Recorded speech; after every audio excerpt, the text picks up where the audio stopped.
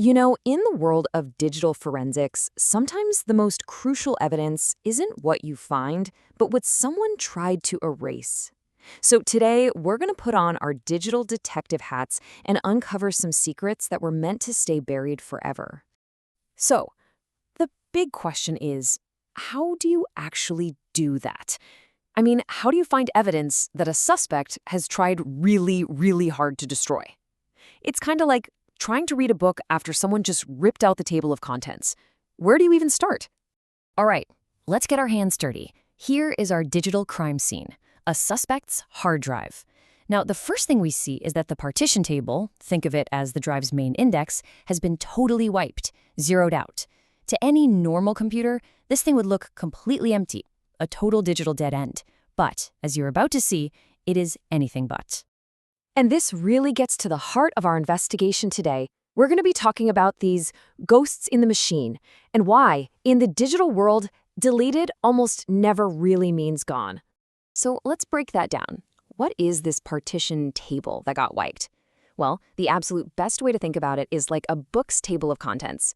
It's this tiny little section, just 64 bytes, right at the very start of the drive. And its only job is to tell the computer where each chapter, or what we call a partition, starts and stops. You take that away, and the computer is just completely lost. And this, right here, is the most important thing to understand. When someone deletes a partition, all they're really doing is getting rid of the map, that partition table. But the territory, your actual data, all your files, your photos, all of that stuff is still sitting there, completely untouched. It's just waiting for someone to find it. Yeah, the principle behind it is pretty simple, really. A textbook would say, only the pointers to the data are removed or altered. The data remains unchanged. All that means is the data's still there. We need to find a back door. Okay, so the map is gone. How do we find our way? Well, it's time to go hunting for some digital clues. We've got to find those lost chapters ourselves. Our number one clue, the thing we're looking for, is called the volume boot record, or VBR for short. So if the partition table was the book's main table of contents, think of the VBR as the title page for each individual chapter. It lives right at the beginning of a partition, and it has this unique signature that basically screams, hey, I'm the start of a chapter. And that signature? That's the digital fingerprint we're after. So how does this hunt actually work? It's actually a pretty cool process. First things first, the investigator just ignores that wiped partition table. That broken map, it's totally useless to us. Then they just scan the entire drive, literally byte by byte, searching for those telltale VBR signatures. And then, bingo! Once they find that first VBR, they know they've found the beginning of a lost partition. And this is what it looks like when that scan hits pay dirt. A tool like a partition finder script has sniffed out a really promising lead. It's found what looks like a VBR signature for an NTFS partition, and it's starting right at sector 63. Now, for anyone who's done this before, that's a classic spot for the first partition on older Windows systems. So yeah, that is a very strong lead. Okay, we found our clue. The hunt is over. Now comes the really cool part. We get to rebuild the map and bring the evidence back from the dead, virtually of course. This is where the whole case starts to come together. So knowing that our lost chapter starts at sector 63, the investigator just tells the forensic software, hey, add partition right here. It's a simple click, but it's the most critical step. And what's super important to remember is that this whole process is completely non-destructive. We're not changing a single thing on the original drive.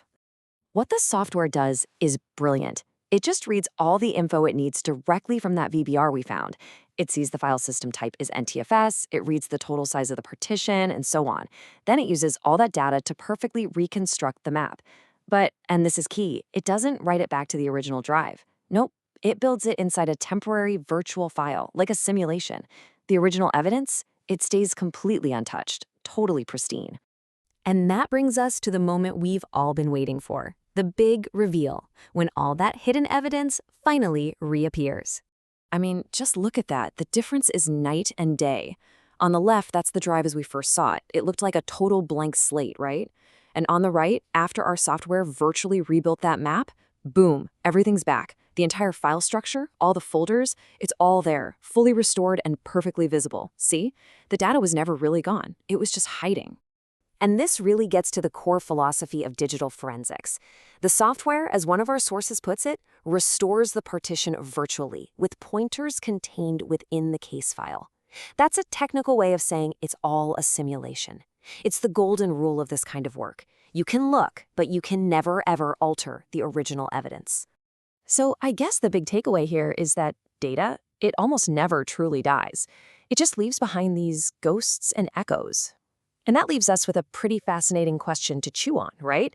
If this is what we can pull back from a single, supposedly wiped hard drive, just imagine what other stories are just waiting to be found out there in all the digital graveyards all around us.